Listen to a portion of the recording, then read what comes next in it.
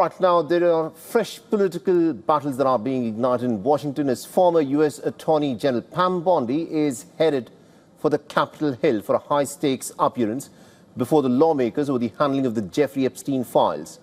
The questions over delays, reductions and survivor privacy are now back in sharp focus.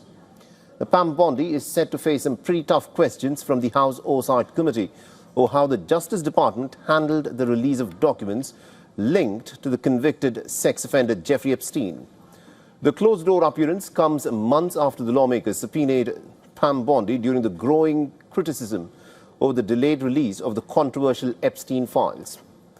Congress had set a December deadline for the Justice Department to release the records connected to the Epstein probe, but the department has only released the files just weeks later, triggering backlash from both the Democrats and the survivors.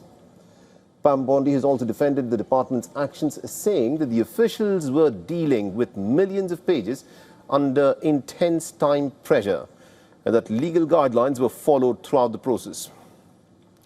The controversy deepened after Pam Bondi initially skipped a scheduled deposition. The Justice Department argued that because she was no longer serving as the Attorney General, the original subpoena no longer applied. And that sparked outrage amongst the Democrats, who moved to hold her in civil contempt before the negotiations eventually led to Friday's testimony. The renewed scrutiny has also come at a very politically sensitive moment, as reports suggest that Pam Bondi was recently appointed by President Trump to an advisory role on artificial intelligence policies.